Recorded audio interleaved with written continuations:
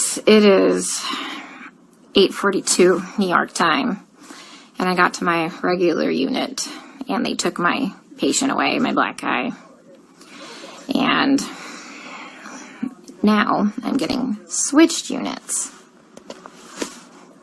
This is exactly what happened before at the other hospital. As soon as I told somebody, like management, and tried to advocate for my patient, they take the patient away from me, and then they move me. So, like, I legitimately don't even know what to do anymore. Like, even the advocacy groups don't give a shit about these people. Like, literally, like, Black lives don't matter here. And I mean, that's pretty sad that somebody who is white and lives hundreds of miles away from the city gives more of a shit about these people than the actual people in this city. Like, for real. Like, I had a complete breakdown yesterday because, you know, I missed an important email to do a revision on my proposal, so my proposal got canceled because I was trying to advocate for my patient and talk to management here and get the care that he needs because he's being medically mismanaged. And I just had a complete fucking breakdown because, you know what, my entire proposal got canceled because I, you know, wasted my time advocating for a fucking patient who's just gonna die anyway. You know, and sure enough, they take the patient away from me, and then almost 2 hours into the shift, they switch me units. This is exactly what happened at the other hospital when I was advocating for the little Hispanic lady. You know, guys, here's the thing. Let me try and put things into context for you, okay? I know not everybody's gonna live. I'm not that fucking green or ignorant or, you know, bright-eyed and bushy-tailed to think that, okay? I know we're gonna have a shit ton of people die. But these people aren't dying from COVID. Let me give you several examples here. An anesthesiologist intubated the patients, like, I think it was rant, like, bronchi and of a patient, and they couldn't get the sats up, and for about 5 hours, like, we were waiting on a chest x-ray to confirm that the placement was wrong. And in the meantime, while we're waiting for that, we've told the anesthesiologist that it was placed wrong, because, like, literally only one side of his fucking chest is, like, inflating. He dies. Okay? A patient had a heart rate of 40, and the resident started doing chest compressions on him, which is not what you do.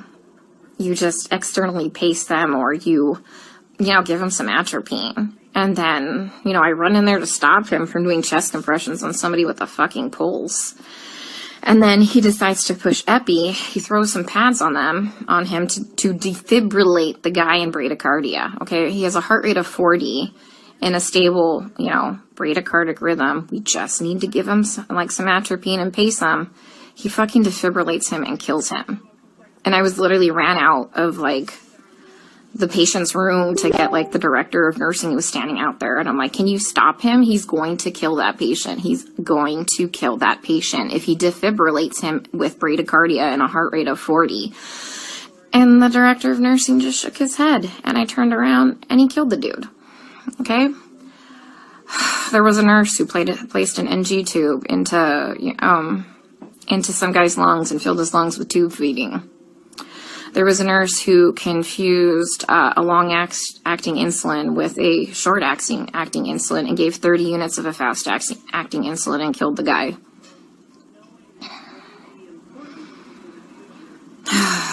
What else? Other stuff have I seen?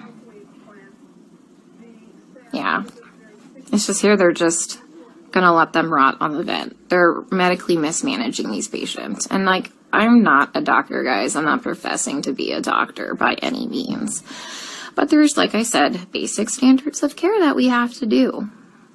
Like, when somebody's low on blood, like literally on the brink of a critical low blood level, we should replace the blood. But I asked the residents, and they're like, does he have internal bleeding? And I said, no. Then they're like, well, we're not replacing the blood. Well, here's the thing.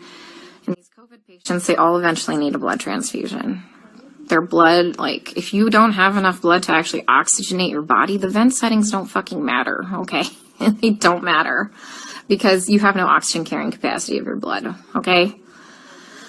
I told you about the patient where, like, all that, like, purulent drainage just kept seeping into his lungs because the ET tube cuff was leaking and nobody has a fucking manometer here to check the pressures. And I finally figured that out. And I kept saying, hey, you know what? His white blood cell count is steadily, like, you know, we're having a problem with it. Like, do you want to start some antibiotics? No. Well, does he have a fever? And I said, no, he doesn't have a fever. They didn't want to start antibiotics. Day shift nurse finally got a chest x-ray. He has full-blown pneumonia now. Like, I've been telling them this for a while, but because he didn't have a fever, they didn't want to give him antibiotics. We have a nurse who, like, fell asleep at the fucking nurse's station while we were all in rooms, and her norepinephrine ran out, and the guy had no fucking blood pressure and didn't perfuse his brain, and I'm pretty sure he's brain dead. That same nurse is now running a CRRT machine, a dialysis-like machine, that she has never done before. She said she'll figure it out, okay? I'm pretty fucking smart, and I figure a lot of shit out, but I would never attempt to try and figure out a CRRT machine on the fly. Like, we are adequately staffed. There's a shit ton of staff in there, like, and we have a nurse who does CRRT in there. She has a different patient load. We told them, like, hey, let's just swap these nurses so the one that knows how to work this machine can work this machine, but they didn't want to do that. So I'm pretty sure that patient will be dead here in a couple hours. And this is why I freaked the fuck out yesterday. Because nobody is listening. They don't care what is happening to these people. They don't. I'm literally coming here every day and watching them kill them. I mean, we're not going to save everybody. That's fine. Like, come on, guys. We're not God. But, like, some of these people, hey, we know that they're not going to live. Let's start a hospice unit or something, you know? Like, they don't need to be in the ICU. Let's change course. Let's do palliative care or something. Like, literally, some of these people are just on sedation to keep them on the vents. Nothing else. I have a lady on a tranq on a vent, and she's not even fucking cognizant. She's not even on sedation. You know what we give her every day? We give her breathing treatments, albuterol, and she gets insulin. And that's it. That's it. We're not treating the COVID, guys. Like, for real, we're not treating the COVID. You know, every day we try and get these guys off the vents, right? Because, you know, there's criteria for weaning. Every day, the day shift nurse will wean them down, like, to, like, minimum sedation. Every night, we come in and we get the same 2 residents, and they fucking max out all the sedation again and undo all the work from the day shift. Then the day shift attendant will come in and they'll all do rounds, and they'll be like, he wasn't synchronizing with the vent. So we had to turn all the sedation on. And I'm like, he wasn't synchronizing with the vent because it's in the wrong vent mode.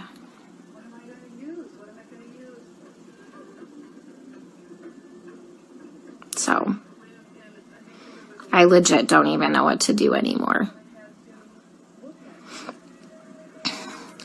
Like, I tried calling advocacy groups. I tried talking with management here, like the nursing admin. Like, nothing. Nobody's doing anything.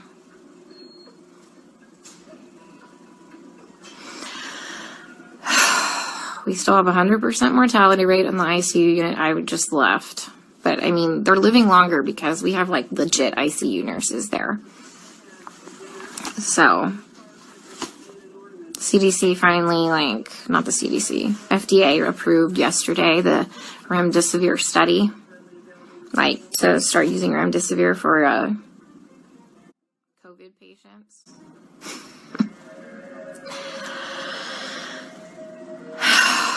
Guys, I don't even know what to do anymore. And this is why it had a complete fucking breakdown. Like, I literally had to call my friend Lisa and FaceTime her, and she answered the fucking phone while she was in the shower because she, like, knew I was having a hard time to talk to her.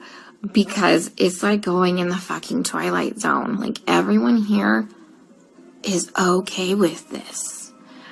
Look, the only way I can kind of put this into context for everybody is, and this is going to be kind of an extreme example, this is like really the only thing I can come up with, is like if we were in Nazi Germany and they were like taking the Jews to go put them in a gas chamber, I'm the one like there saying, hey, this is not good, this is bad, this is wrong, we should not be doing this. And then everyone tells me, hang in there, you're doing a great job, you can't save everybody, you're amazing, you're a great nurse.